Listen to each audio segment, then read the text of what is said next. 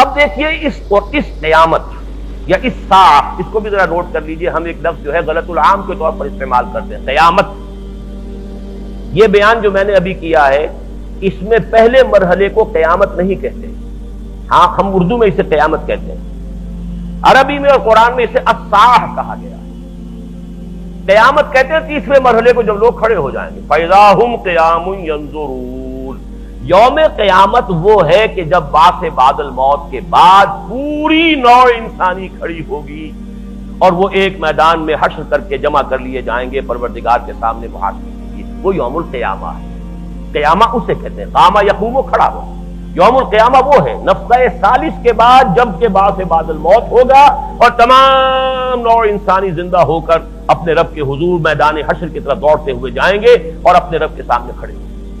پہلا نفخہ جو ہے وہ نفخۃ الصاعہ کہلاتا ہے، چنانچہ سورہ انبیاء کے فوراً بعد جو ہے قرآن مجید میں سورۃ الحج ہے، یا ایھا الناس اتقوا ربکم ان زلزلۃ الساعۃ شیء عظیم یوم ترونها تذهل كل مرضعة عما ارضعت وتضع كل ذات حمل حملها وترى الناس سكارى وما هم بسكارى ولكن عذاب الله شديد۔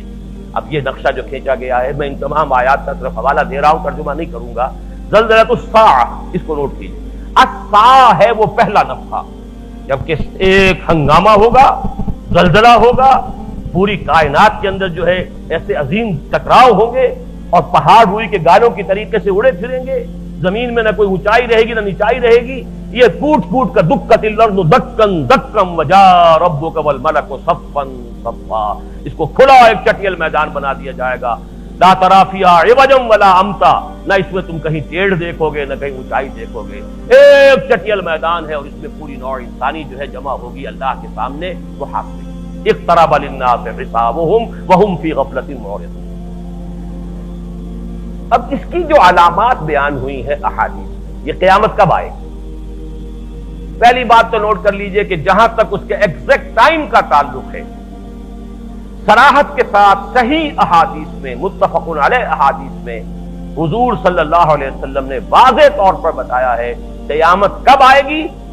اس کا ایگزیکٹ نالج، اس کا صحیح معین علم سوائے اللہ کے کسی کو نہیں، نہ جبرائیل کو ہے نہ محمد الرسول اللہ کو صلی اللہ علیہ وسلم۔ حدیث سے جبرائیل، اب دیکھیے میں نے فرشتوں میں سے بھی سب سے اونچا فرشتہ جبرائیل کا نام لے دیا ہے، اور انسانوں میں سید البشر محمد الرسول اللہ کا نام لے دیا ہے۔ جب ان دونوں کے علم میں نہیں تو اور تاب دیگراں کے رسد کسی اور کو کیسے اس کا امکان ہے؟ ایگزیکٹ ٹائم کا کوئی علم نہیں۔ ان اللہ عندہ علم الساعہ، قیامت کا وقت جو ہے، قیامت کا وہ تو اللہ ہی کے پاس ہے اور کسی کے پاس نہیں۔ وَتَبَارَكَ الَّذِي لَهُ مُلْكُ السَّمَاوَاتِ وَالْأَرْضِ وَمَا بَيْنَهُمَا وَعِندَهُ عِلْمُ السَّاعَةِ، قیامت کا دن، قیامت کا ساعہ کا وقت جو ہے وہ صرف اسی کے علم ہے۔ پہلی بات تو یہ نوٹ کر لیجئے کہ احادیث کے ذخیرے میں حدیث جبرائیل کو وہی مقام حاصل ہے کہ جو قرآن مجید میں سورہ فاتحہ کو السنہ کہا گیا اسے، اور وہ حدیث بخاری میں بھی ہے، مسلم میں بھی ہے، تمام احادیث کے مجموعوں میں ہے، پھر متعدد صحابہ سے مروی ہے، حضرت عمر سے مروی ہے، حضرت عبداللہ ابن عمر سے مروی ہے، حضرت عبداللہ ابن عباس سے مروی ہے، حضرت ابو ہریرہ سے مروی ہے، حضرت عبداللہ ابن عباس سے مروی ہے رضی اللہ تعالی عنہم اجمعین۔ تو وہ حدیث جو سمجھیے کہ واقعتاً سند کے اعتبار سے قرآن کے بالکل قریب السنہ، اور اسی میں یہ ہے کہ جو سوالات حضرت جبرائیل نے حضور سے کیے تھے، 3 سوالوں کا آپ نے جواب دیا۔ اخبرنی عن الاسلام، آپ نے جواب دیا۔ اخبرنی عن الاحسان، ایمان، آپ نے جواب دیا۔ اخبرنی عن الاحسان، آپ نے جواب دیا۔ اس کے بعد انہوں نے سوال کیا چوتھا، اخبرنی عن الساعہ، قال ما المسئول عنها بعالم من السائل، حضور نے فرمایا صاف صاف کہ جس سے وہ پوچھنے والا ہے، جس سے پوچھا جا رہا ہے وہ بھی اس سے زیادہ واقف نہیں ہے جتنا کہ وہ خود۔ صاف آپ نے اس کا جواب دیا ہے، اور پھر آیت بھی پڑھی ایک روایت کے روح سے، وہی جو میں آپ کو سنا رہا تھا، ان اللہ عنده علم الساعة وينزل الغيث ويعلم ما في الارحام وما تدری نفس ماذا تکسب غدا وما تدری نفس بأي ارض تموت۔ یہ حدیث جو ہے، یہ جو آیت قرآنی ہے، یہ بھی آپ نے اس حدیث کے اندر پڑھی ہے کہ ان 5 چیزوں کا علم جو ہے اللہ کے سوا کسی کو نہیں۔